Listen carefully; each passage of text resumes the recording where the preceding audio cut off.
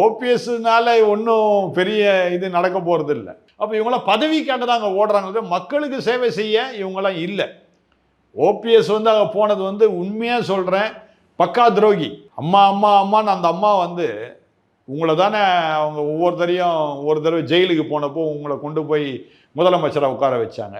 அடுத்த முறை ஆஸ்பத்திரியில் இருக்கும்போது உங்களை முதலமைச்சரை கொண்டு போய் உட்கார வச்சாங்க. நன்றி இருக்குதா அந்த ஆளுக்கு? இப்போ நன்றியாக இருக்க போகிறாரு திமுகனா? இல்லவே இல்லை. இப்போ நான் கேள்விப்பட்டேன் அவர் வீட்டில் இருந்த அந்த ரெட்டையிலெல்லாம் எடுத்துட்டாரு அப்படின்னு கேள்விப்பட்டேன் நான். எவ்வளோ கேவலமான ஒரு மனுஷன். இப்போ இந்த மனுஷன்லாம் வந்து மக்களுக்கு சேவை செய்ய போகிறாங்களா?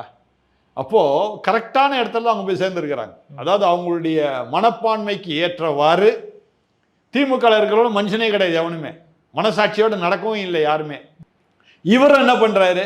மனசாட்சி இல்லாதவர். அதனால் என்ன பண்ணுறாரு? கட்டாயம் அவருக்கு ஏற்றார் போல் உள்ள மக்களோடு கூட போய் இணைகின்றார். நல்லா இணையிட்டோம், ரொம்ப சந்தோஷம்.